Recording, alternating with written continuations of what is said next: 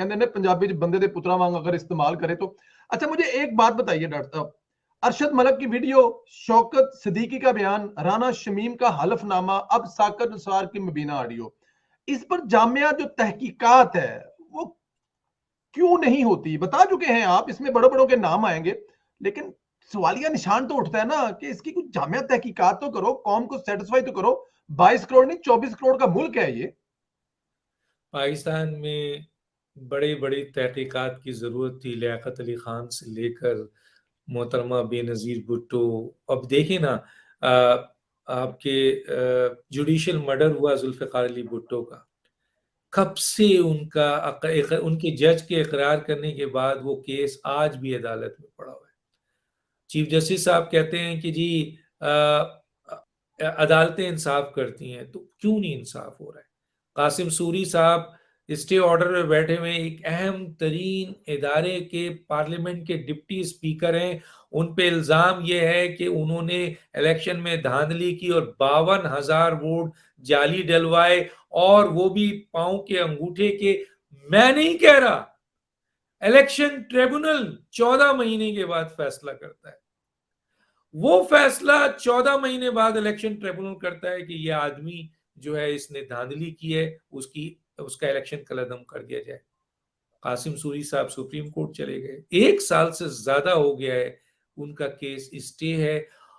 वो शख्स जिसको इलेक्शन ट्रिब्यूनल ने ये कहा कि वो एक रिगिंग पर्सन है, चोर आदमी है, उसने चोरी की है, उसने धांधली की है, मैं नहीं कह रहा, इलेक्शन ट्रिब्यूनल का फैसला है, और वो भी 14 महीने के बाद सारी इन्वेस्टिगेशन करके। और ये इख्तियार इलेक्शन ट्रिब्यूनल को आइन देता है।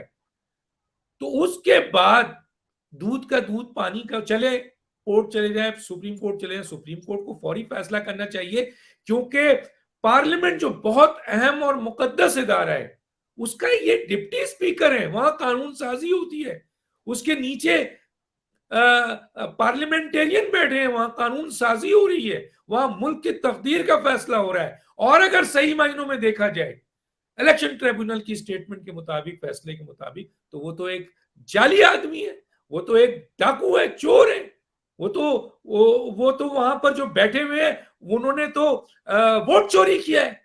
तो जो शख्स वोट चोरी करके डिप्टी स्पीकर की पोजीशन पे बैठा है और सुप्रीम कोर्ट से स्टे लेके बैठा हुआ है, अब आप ये बताइए कि क्या ये कहां का इंसाफ है? उधर फॉरेन फंडिंग का केस ले लीजिए, 7 साल से जो है वो कोर्ट में भी आया, सुप्रीम कोर्ट में भी आया, इस केस का फैसला नहीं हो रहा है। इसके अलावा फैसल वाडा का देख लीजिए, अदालतों में गया, अरे भाई फैसला कर देते। आप 1.5 साल 2 साल तक तो चलाते रहे, घुमाते रहे, और जब उसने सेनेट का वो लिया और असेंबली तोड़ी, तो आपने एक लफ्ज कह दिया, माजरत के साथ, कोर्टों के फैसले गलत हो सकते हैं, हम उन पे क्रिटिक्स कर सकते हैं, उस पर कह दिया कि क्योंकि अब ये सेनेटर बन गए तो अब ये हमारे तरफ से डिस्पोज हो गया। भैया उससे पहले क्यों नहीं किया, जब वो 1.5 साल 2 साल से एमएनए था? तो जुल्फिकार अली भुट्टो का केस पड़ा हुआ है भाई, अदालत में पड़ा हुआ है।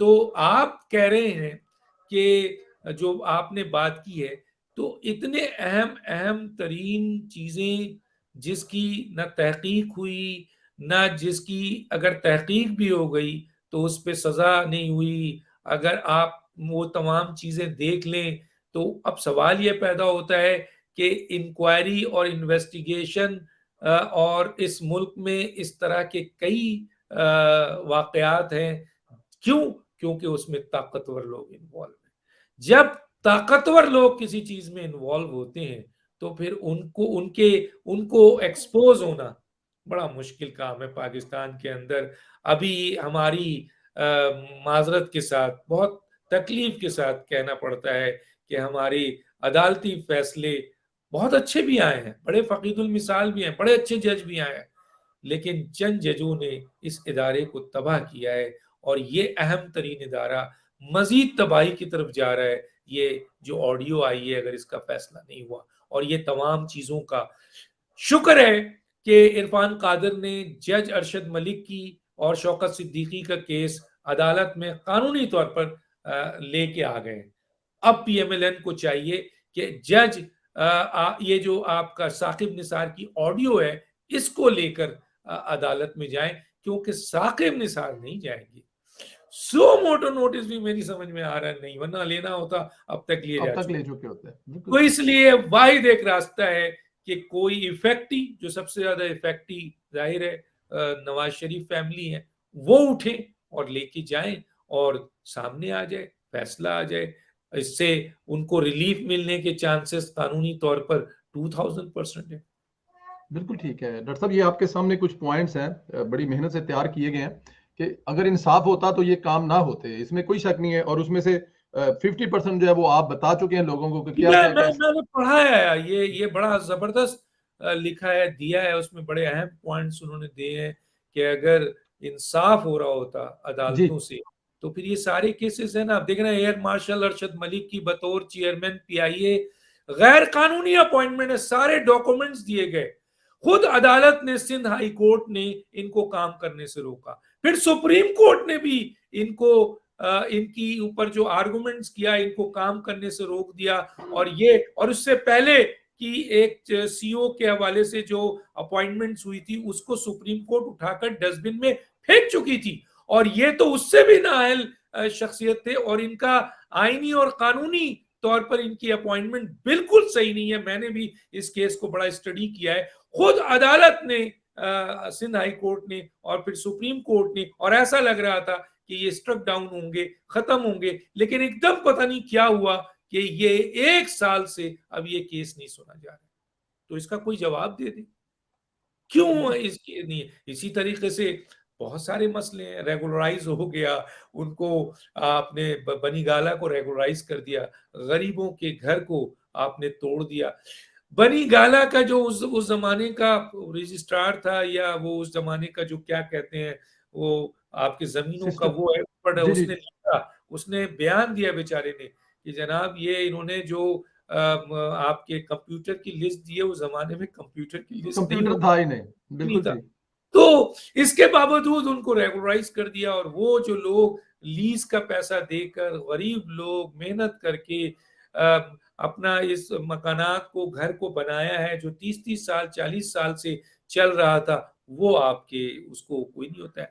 6000 इरेगुलर पंजाब में सोसाइटीज, जिसमें खरबों रुपए इन्वॉल्व है, खरबों रुपए, वो बड़े बड़े लोगों की जमीनों पे कब्जा करके जो इलीगल सोसाइटीज है, उसको तो चंद पैसों पे हुकूमत रेगुलराइज कर रही है।